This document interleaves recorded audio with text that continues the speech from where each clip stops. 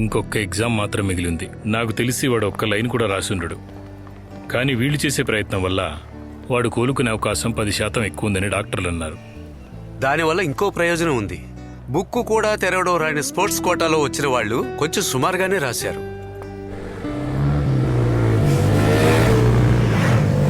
చూసెల్రా. Good afternoon father. Good afternoon. Exam ఎలా రాశారా? Time చాలేదు ఫాదర్. నీకు చాలదురా.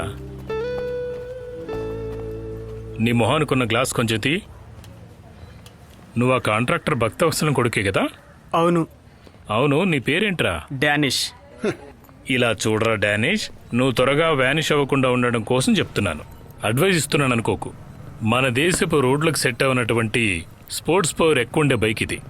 నువ్వేమో ఊళ్ళో వాళ్ళకి నీ స్టైల్ చూపించడానికి 100-150 స్పీడ్లో వెళ్తుంటావు. అప్పుడు నువ్వు ఎవరినైనా సైడ్ కొట్టాడనుకో, కుక్కపిల్ల అడ్డు వచ్చినందుకో కట్ చేస్తావు.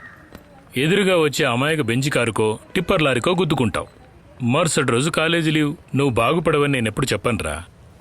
కానీ స్వర్గానికి నువ్వు త్వరగా వెళ్ళకూడదని ఆశ ఉంటే మటుకు నువ్వికపై మెల్లగా జాగ్రత్తగా చూసి బండి నడపాలి. అర్థమైందా?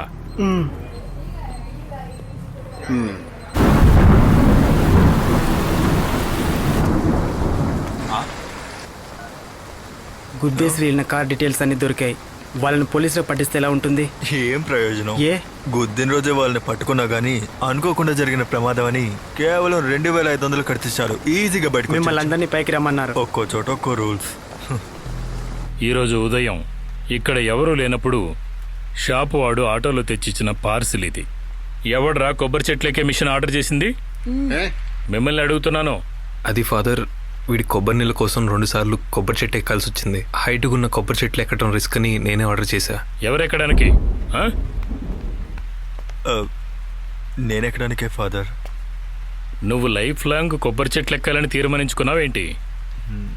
అప్పుడు మిలిటరీ సెలక్షన్కి వెళ్ళేవే, ఏమైంది? అది సెలెక్ట్ అవ్వలేదు. ఎవరు చెప్పారు సెలెక్ట్ అవ్వలేదని? ఇదిగో ఇది చూసావా?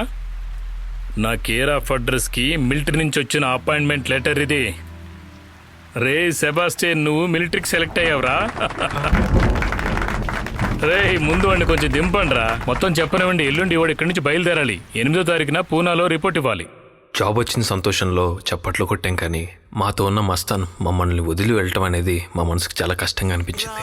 బయట సీరియస్గా తిరిగే వార్డెన్ ఫాదర్కి కూడా ఎవరూ లేని మస్తాన్ జీవితం త్వరలోనే మారబోతుందన్న విషయం మాకు మా కళ్ళ ముందే కనిపించింది.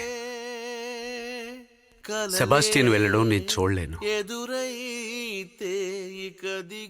మీరు ఇది వాడికి ఇస్తే చాలు.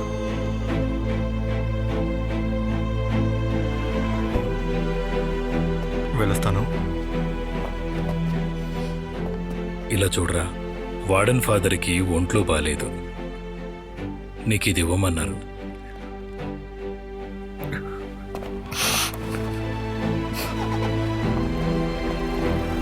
మస్తాన్ వెళ్ళిన దిగులుతో శ్యామ్ 2 రోజులు భోజనమే చేయలేదు.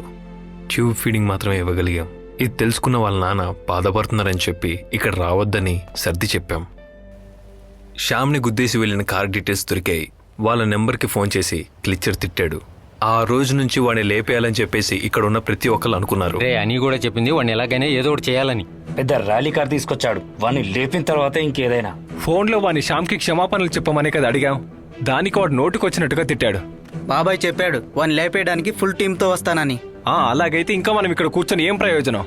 వీన్ని మాట్లాడించడానికి అది చేస్తాం ఇది చేస్తాం అని ఇప్పుడు చెప్తారు, కానీ అక్కడికి వెళ్ళిన తర్వాత ఖచ్చితంగా తన్నులు తింటారు, తర్వాత కొడతారు. ఆ తర్వాత ఫాదర్ దగ్గర పోలీస్ దగ్గర నేను సమాధానం చెప్పాలి. నేను చెప్పాల్సింది చెప్పాను. వాడిని లేపేయాలని నేను అంటున్నాను. శ్యామ్కి థ్రిల్ ఇవ్వడం కోసం వెళ్ళేటప్పుడు వాడిని కూడా తీసుకెళ్లాలని గర్ల్స్ ఒక సజెషన్ చెప్పారు. ఇంకా లేట్ చేయకుండా నెక్స్ట్ డే ఒక గుంపే బయలుదేరింది.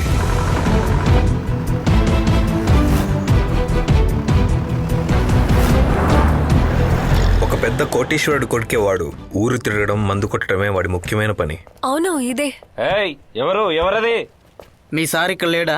పెద్దయ్య గారు అమ్మగారు ఓ పెళ్లి కోసం వెళ్ళారు. ఎప్పుడొస్తారు? రేపు వస్తారు. చిన్నయ్య ఓ మీటింగ్ లో ఉన్నాడు. అన్న ఇటు రండి, మీతో ఒక విషయం చెప్పాలి. రండి. ఎక్కడికి లాక్కెళ్తున్నారేంటి? ఇప్పుడే ప్రిన్సెస్ గారు ఒక్క నిమిషం వస్తారా? ఎవరా మీరంతా? ఈ పోలియో పేషెంట్ ని తీసుకొచ్చారు. రే ప్రిన్స్, పోయిన 1వ తేదీ నువ్వు మందు కొట్టి ర్యాలీ కార్లో సర్కస్ చేస్తున్నప్పుడు పట్టుకుంది వీడికి పోలియో. అదే యాక్సిడెంట్. ఓ అది మీరేనా? అప్పుడప్పుడు నా బండి గురించి ఎంక్వైరీ చేసింది. అయితే ఇప్పుడు నన్ను కొట్టడానికి అంతా వచ్చారా? ఇలా చూడండిరా, పోలీసుల్లో రాజకీయాల్లో నాకున్న పరపతి ఏంటో మీకు తెలీదు.